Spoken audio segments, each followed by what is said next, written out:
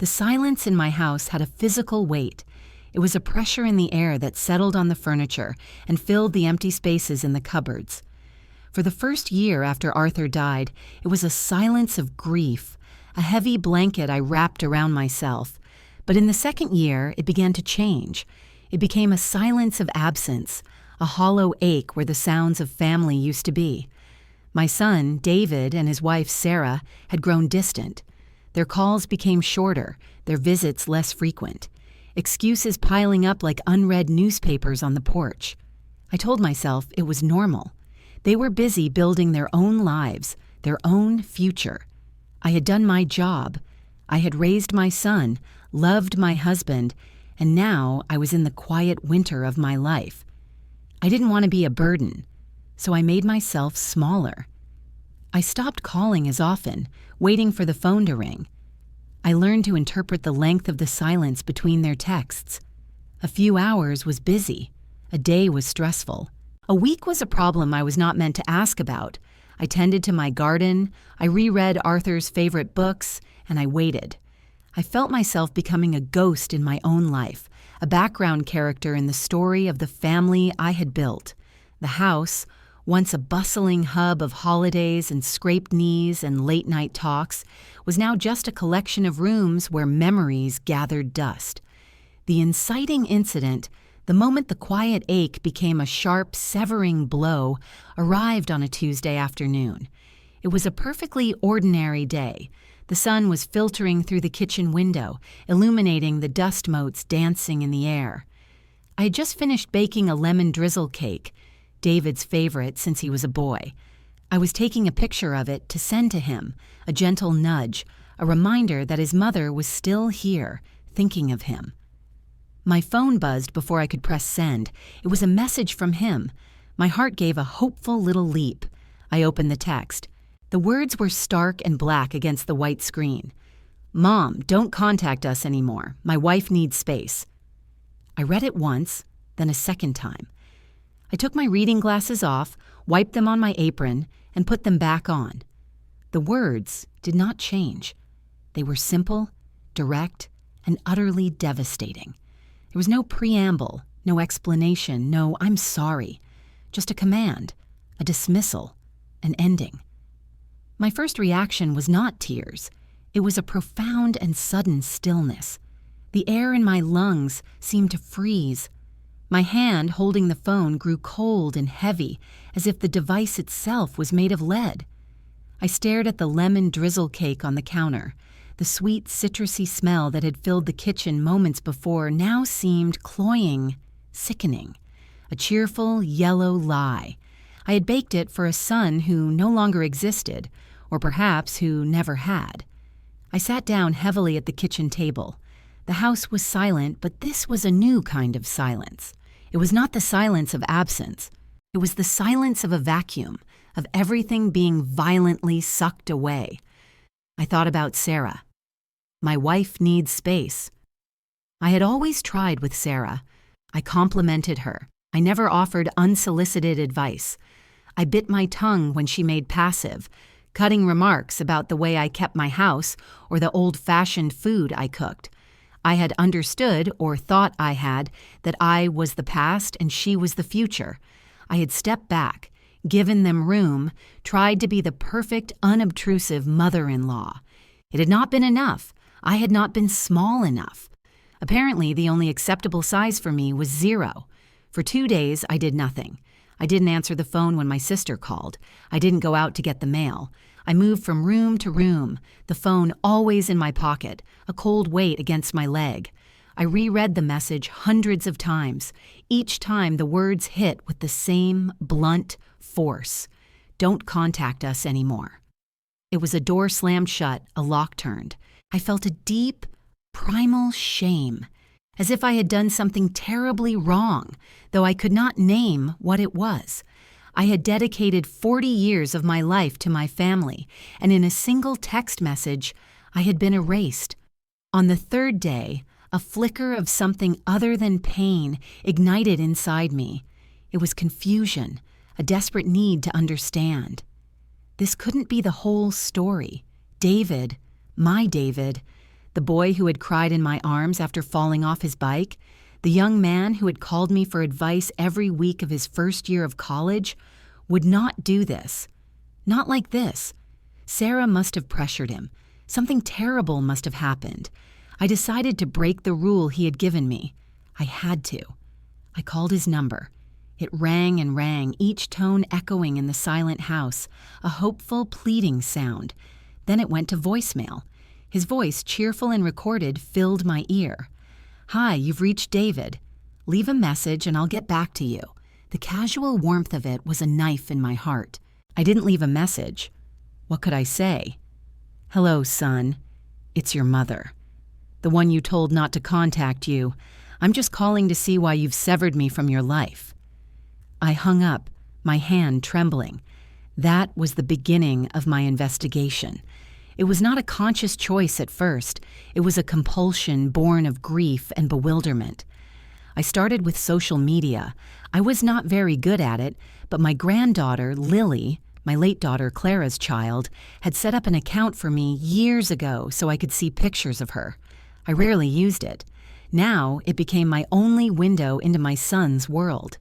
Sarah's profile was public. I scrolled through her posts, my heart pounding with a mixture of dread and desperate hope.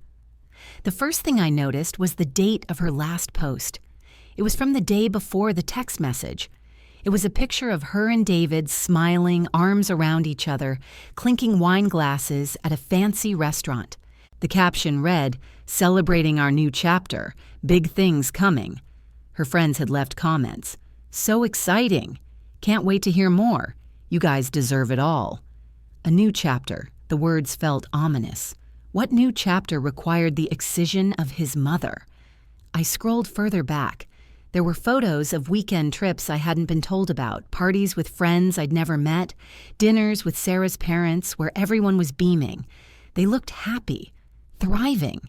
There was no sign of the stress or anxiety that would require such a drastic need for space. They were not retreating from the world. They were only retreating from me. Days turned into a week. The lemon cake sat on the counter until it grew a fine layer of mold. I threw it in the bin, the thud it made seeming unnaturally loud in the quiet house. I felt myself hardening. The soft, wounded part of me was being covered over by a layer of something colder, more analytical. The shame was being replaced by suspicion. Something was wrong. This wasn't just a cruel whim from Sarah. It was something else. I decided to drive by their house. It was a 40-minute trip to the suburbs where they lived in a modest starter home we had helped them with the down payment for. I didn't have a plan. I just needed to see it, to confirm it was still there, that their life was still real. I parked down the street, my car tucked behind a large oak tree. I felt like a criminal, my heart thumping against my ribs. Their house looked the same. The garden was neat. A child's bicycle belonging to my only grandson, Ben, was lying on its side in the grass. A light was on in the living room window. For an hour I just sat there, watching. Then a car pulled into the driveway. It wasn't David's sensible sedan or Sarah's minivan. It was a brand new luxury SUV, the kind that cost more than my first house. David got out of the driver's side. He was wearing a new, expensive-looking coat. Sarah got out of the passenger side carrying shopping bags from a high-end department store. They were laughing. David went to the back and opened the hatch, pulling out more bags. They looked like they had just won the lottery. As they walked to the front door, David paused and looked up and down the street. For a terrifying second, our eyes met. I ducked down in my seat, my breath catching in my throat. But he wasn't looking at me. He was just scanning the area, a quick, furtive glance. Then he hurried inside. I drove home in a daze. The new car, the expensive clothes, the shopping bags. Arthur and I had lived a comfortable but frugal life. We saved. We invested wisely. We taught David the value of money, of living within his means. He was an accountant at a mid-level firm. Sarah was a part-time graphic designer. Their lifestyle, the one I had just witnessed, did not match their income, not even close. the seed of a terrible suspicion began to sprout in the back of my mind. After Arthur died, the lawyer had advised me to give David power of attorney. It was a practical matter. "He can help you manage things, pay the bills if you're ever unable to," the lawyer had said. I had trusted my son completely. It had never occurred to me not to. I had signed the papers without a second thought. Now that memory felt like a cold stone in my stomach. I knew I had to talk to him, not to plead, not to cry, but to confront him. I waited 2 days, rehearsing what I would say, trying to keep my voice steady. I decided to go to his office. He couldn't hang up on me if I was standing in front of him. His office was in a sleek, modern building downtown. The receptionist was a young woman with sharp eyeliner who looked at me with polite disinterest. When I said I was there to see David Miller, that I was his mother, her expression flickered with something I couldn't read. Recognition? Pity? She asked me to wait. After 10 minutes, David appeared. He looked shocked to see me. Then his face settled into a mask of irritation. He ushered me into a small, windowless meeting room. "Mom, what are you doing here?" he said, his voice a harsh whisper. "I told you not to contact me." "I saw the new car, David," I said, my own voice sounding surprisingly calm, "and the shopping bags, and Sarah's social media posts about your new chapter." This was the moment of gaslighting. He sighed, a theatrical put-upon sound. He ran a hand through his hair. "Mom, you're overreacting. I got a big bonus at work. We're celebrating, that's all." He wouldn't meet my eyes. He was looking at a spot on the wall just over my shoulder. "A bonus big enough for a $70,000 car? David, I know your salary. It doesn't add up." "You don't know everything about my life," he snapped, his voice rising. "Things are going really well for us. Sarah has been under a lot of pressure, and I wanted to do something nice for her. Why can't you just be happy for us? Why do you always have to make things so difficult?" There it was. I was the problem.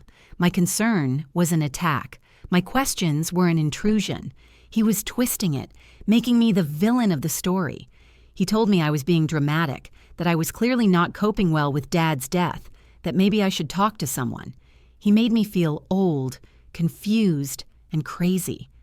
"Sarah just needs a break from all the pressure," he said, gesturing vaguely. "From everything. It's temporary. We'll call you when she's feeling better." He was already walking toward the door, ending the conversation. He was dismissing me like a child. I left his office feeling smaller than I ever had in my life. The cold certainty I had felt was shaken. He was so convincing. Maybe I was wrong.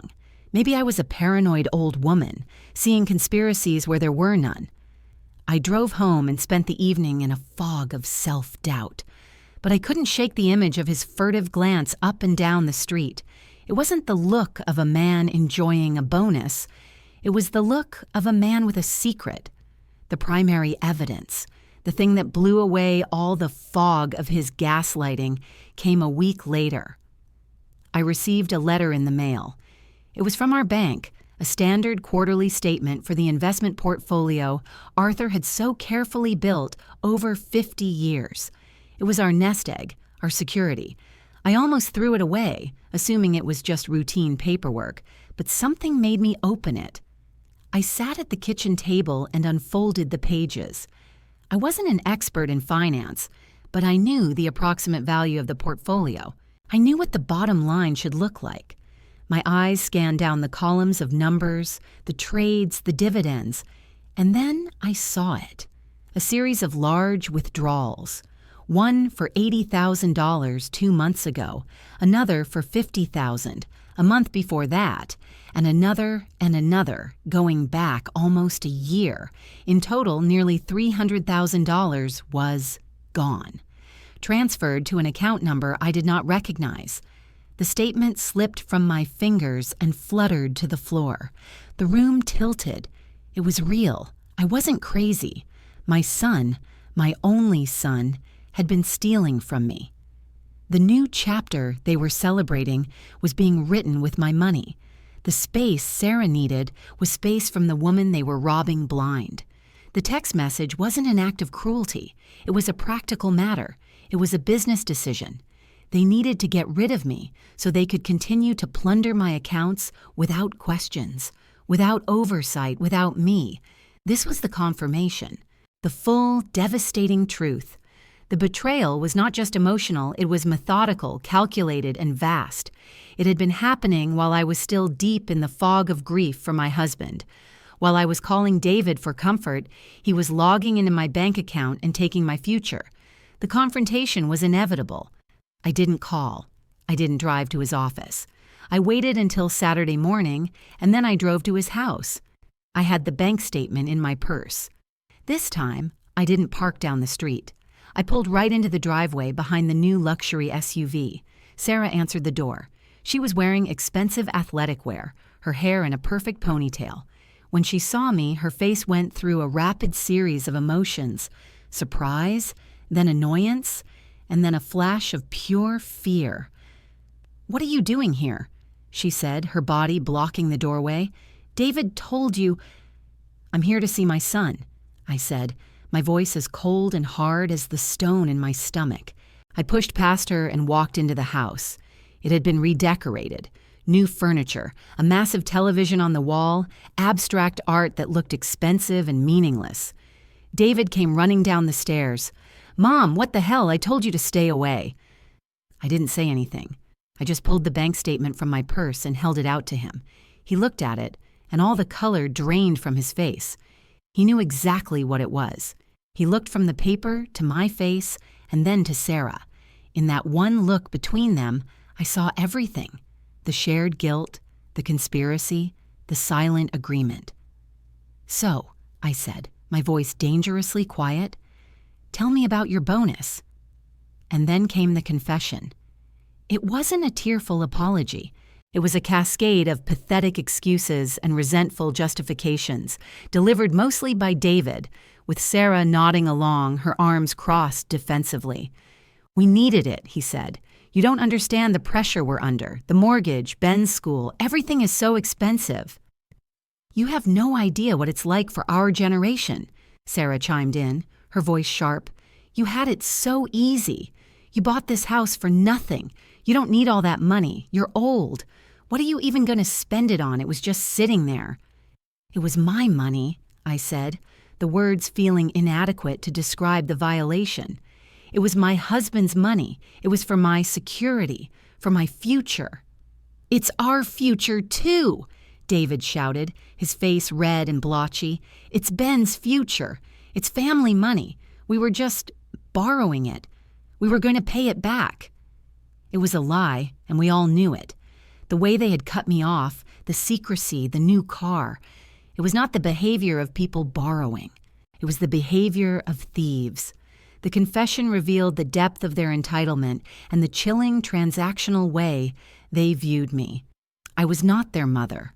I was a resource, an obstacle to be managed, and then, when I became inconvenient, to be discarded. That was the lowest point, my emotional nadir. Standing in the house that my money had redecorated, looking at the son I had raised and the woman he had chosen, and realizing I meant nothing to them. Less than nothing. My entire life as a mother, all the sacrifices, the sleepless nights, the boundless love I had poured into him had been for this. It was an investment that had yielded only contempt. Every cherished memory was now tainted, poisoned by the knowledge of what he was doing, what he was thinking, even then. He had not just stolen my money, he had stolen my past. I looked at my son's face, twisted with resentment and self-pity, and I felt nothing. No love, no anger, just a vast, cold emptiness. The grief for the son I thought I had was finally, completely extinguished. In its place was a terrible clarity. I turned without another word and walked out of the house. As I closed the front door behind me, I could hear them start to argue, their panicked, ugly voices muffled by the wood. I sat in my car for a long moment, the keys in the ignition, and I did not cry. The tears were gone. My period of mourning was over. It was time to get to work. The moment of clarity was absolute. As I drove away from their house, a plan began to form in my mind. It was no longer a matter of emotion. It was a matter of logistics, of justice. They had treated me like a business problem. I would treat them the same way. On Monday morning, I made an appointment with an attorney. I didn't go to the family lawyer who had handled Arthur's will. He was too gentle, too familiar. I looked online for the sharpest, most ruthless lawyer I could find. I found a woman named Margaret Atwood. Her website specialized in financial litigation and elder abuse. Her picture showed a woman in her 60s with intelligent eyes and a no-nonsense expression. She was perfect. I sat in her plush, quiet office and told her everything. I laid out the bank statements, the social media posts I had printed, the timeline of events. I spoke calmly and factually without tears or histrionics. I had done my crying. Now I was here for strategy. Margaret listened without interruption, her fingers steepled under her chin. When I finished, she looked at me with a gaze that was both compassionate and sharp as flint. "Eleanor," she said, her voice firm, "what they have done is not just immoral, it is criminal. Forgery, fraud, theft, we have them cold. The question is, what do you want to do about it?" "I want it all back," I said without hesitation, "and I want to ensure they can never touch another penny of my money or my life again." "We can do that," she said. "We will freeze every account they have access to. We will revoke the power of attorney immediately. We will file a civil suit to recover the stolen funds. And," she paused, her eyes locking onto mine, "we can file a criminal complaint. That would likely mean prison time for your son." I thought of David's face, contorted with rage and entitlement. I thought of Sarah's sneering justification. I thought of my grandson, Ben, being raised in a house built on lies and theft. There was no other choice. It was not about revenge. It was about consequences. A world without consequences is a world where people like David and Sarah win. "Yes," I said, "we will do that, too." Margaret nodded, a grim smile touching her lips. "Good," she said, "about damn time." Over the next few weeks, we moved with quiet, methodical precision. Margaret hired a forensic accountant, a man named Mr. Davies, who meticulously traced every single dollar that had been siphoned from my accounts. He uncovered more than I had found. David had been clever. He had moved the money through multiple accounts, trying to cover his tracks. He had forged my signature on documents to liquidate stocks. The total was closer to $400,000. He had even taken out a credit card in my name and maxed it out. Each new discovery was a fresh stab of pain, but I refused to let it overwhelm me. I treated the information like evidence in a case that had nothing to do with me. I was simply an observer, a project manager. I compartmentalized the hurt and focused on the tasks at hand. I met with Margaret and Mr. Davies. I signed papers. I provided old signatures for comparison. I felt a sense of purpose I hadn't felt in years. I was no longer a victim waiting in a silent house. I was an agent of my own justice. During this time, I also made another call to my granddaughter, Lily. She was 22, in her final year of university, studying to be a teacher. She was Clara's legacy, a bright, kind, wonderful girl who had her mother's compassionate heart. I had shielded her from the drama, but I knew I needed to change my will. I met her for lunch. I didn't tell her the details of what her uncle had done. I simply told her that I was restructuring my finances and my estate. "Lily," I said, "your grandfather and I worked our whole lives to build something, a legacy, not just of money, but of values, honesty, integrity, kindness. I am making you the sole heir of my estate and the executor of my will." She was shocked. "But Grandma, what about Uncle David? And Ben?" "David has made his own choices," I said gently, "and this is my choice. I am choosing you, because you understand what a legacy truly is." I saw the understanding dawn in her eyes. She knew her uncle and her aunt. She knew their character. She didn't press for details. She just reached across the table and took my hand. "Okay, Grandma," she said, her grip firm. "I won't let you down." In that moment, I felt a flicker of hope for the future.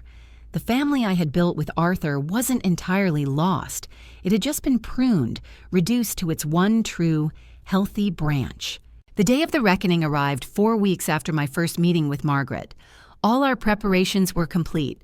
The legal documents were filed. The police report was made.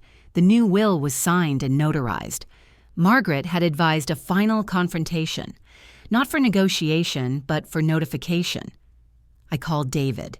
He answered on the first ring, his voice wary. "Mom?" They had been trying to call me for weeks, leaving a string of messages that veered from panicked apologies to angry demands. I had not answered a single one. "David," I said, my voice level and devoid of emotion, "I need you and Sarah to meet me at my house tomorrow at 10 o'clock in the morning. It is very important." "Are you finally going to be reasonable about this?" he asked, a hopeful, wheedling tone in his voice. "Just be here," I said, and hung up. The next morning I was ready. Margaret was with me. 2 plainclothes police officers, a Detective Miller and a Detective Sanchez, were waiting in a car down the street, ready to move on Margaret's signal. I felt strangely calm. The house was quiet, but it was a different kind of quiet now. It was the quiet of a held breath before the storm.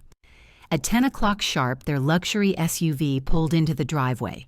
David and Sarah got out. They had dressed for the part. He was in a somber suit. She was in a modest dress, her hair pulled back, an expression of pained contrition on her face. It was all a performance. They walked to the door, ready to play their final scene. I opened the door before they could knock. I let them into the living room where Margaret was sitting in one of Arthur's armchairs, a leather briefcase at her feet. "What is this?" David asked, seeing her. "Who is this?" "This is Margaret Atwood," I said. "She is my lawyer." The color drained from David's face again. Sarah shot him a panicked look. "We don't need lawyers," she said, forcing a smile. "We're family. We can work this out." I remained standing. I did not offer them a seat. "There is nothing to work out," I said. "This is not a negotiation. This is a notification."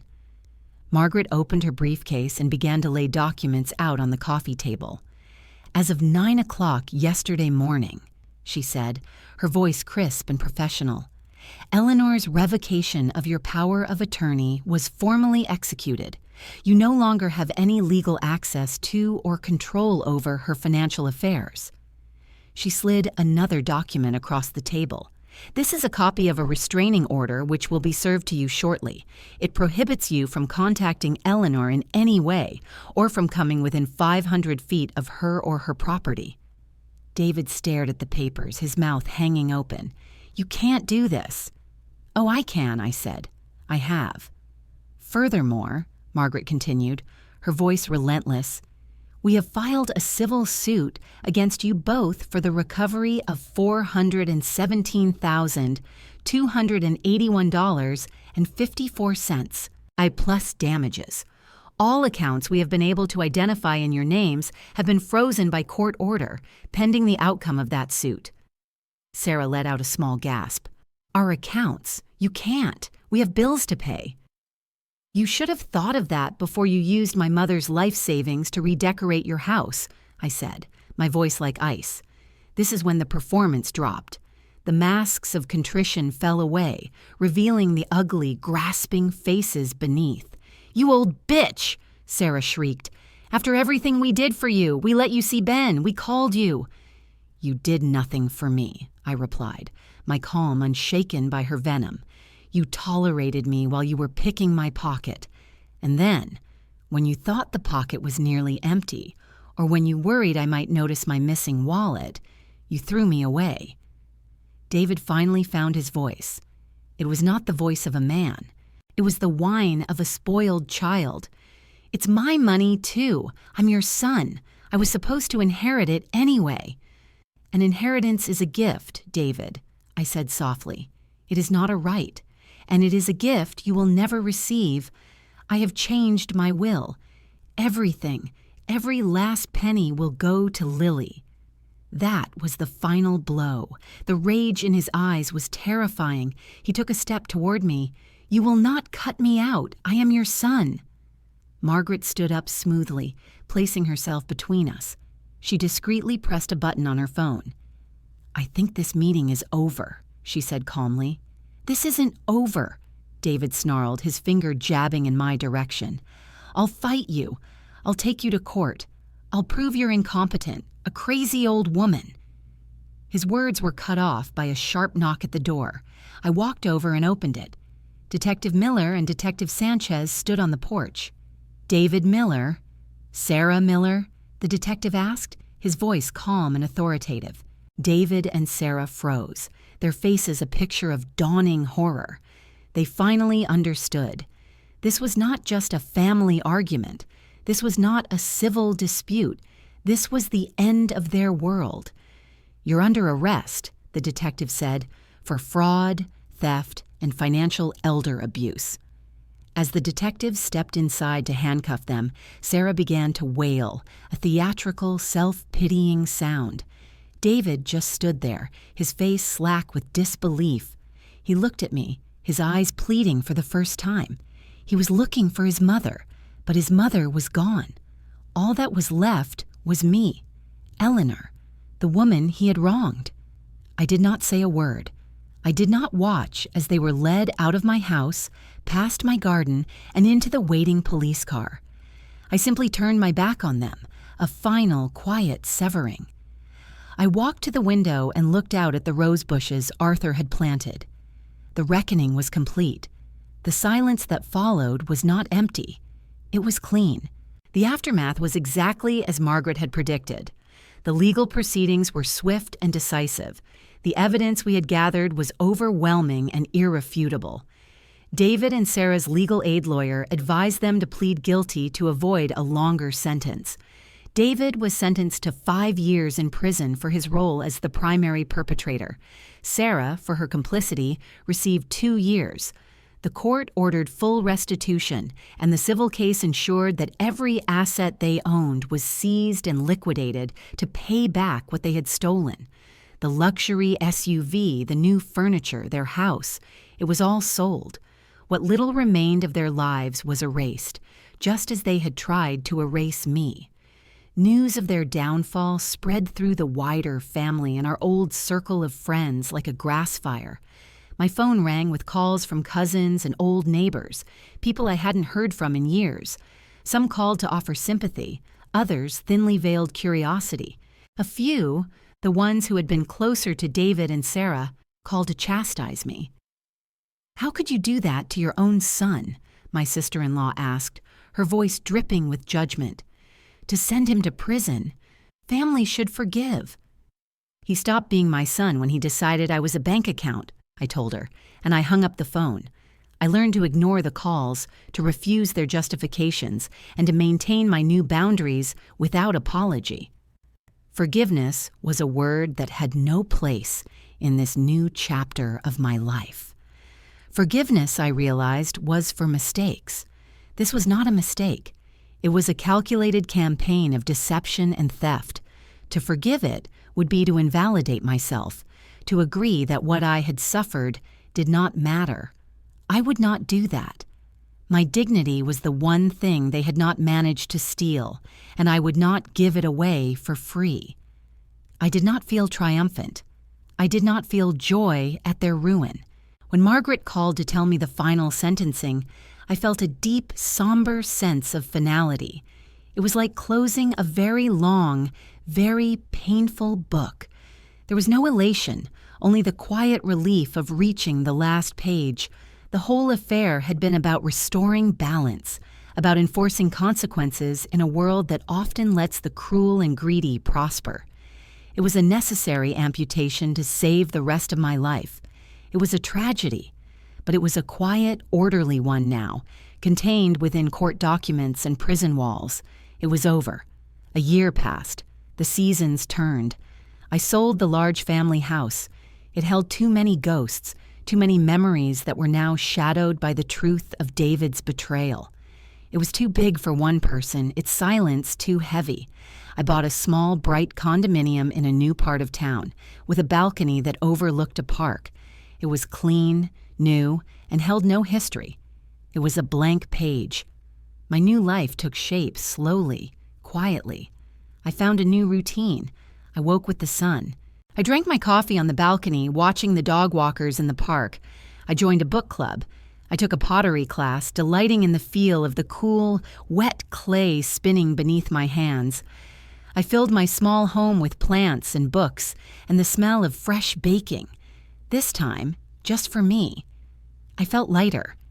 The constant low-grade anxiety of waiting for a call that would never come was gone. The pressure to make myself smaller, less obtrusive, had vanished.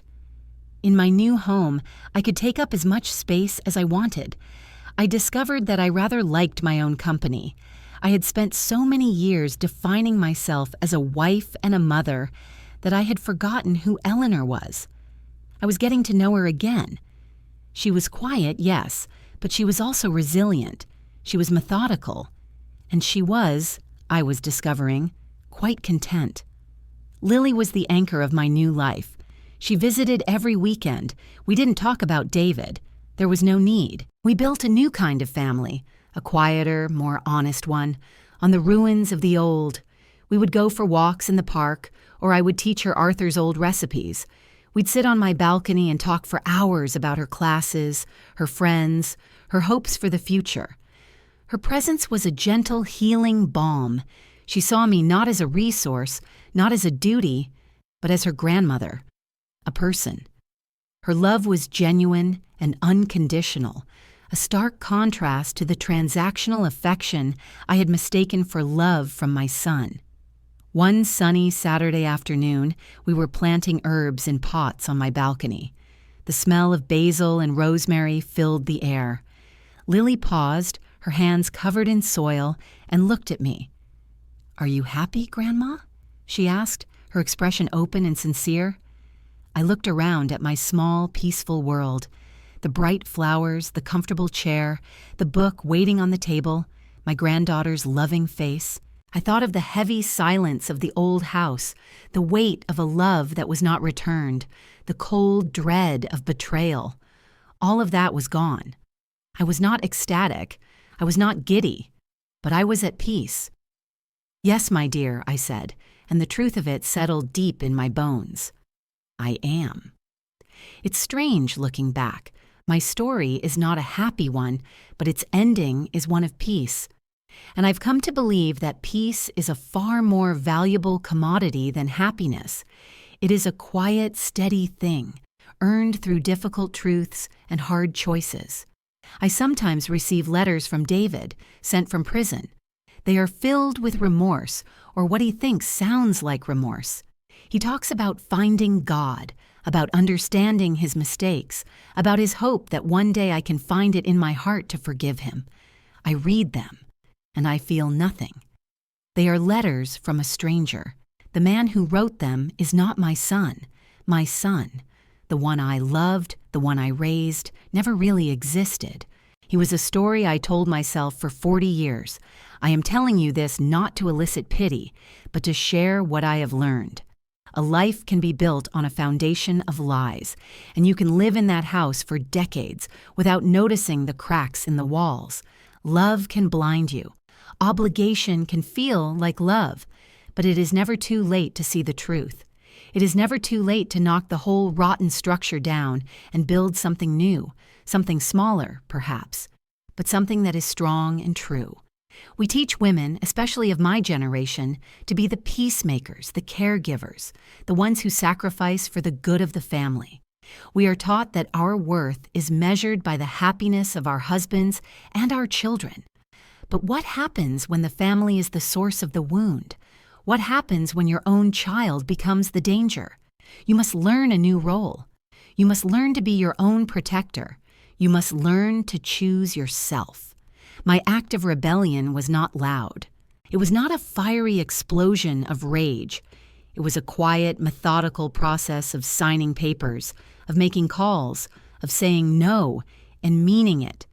It was the act of reclaiming my name, my money, and my future. It was the hardest thing I have ever had to do, and it was the thing that saved me. So if you are sitting in a silent house, waiting for a call that doesn't come, feeling yourself shrink to fit into the spaces that others have allowed for you, I want you to know this: your life is your own. Your dignity is non-negotiable, and it is never, ever too late to stand up, walk out of the ruins, and begin again. You do not need anyone's permission to save yourself. The peace you find on the other side is worth the fight. I promise.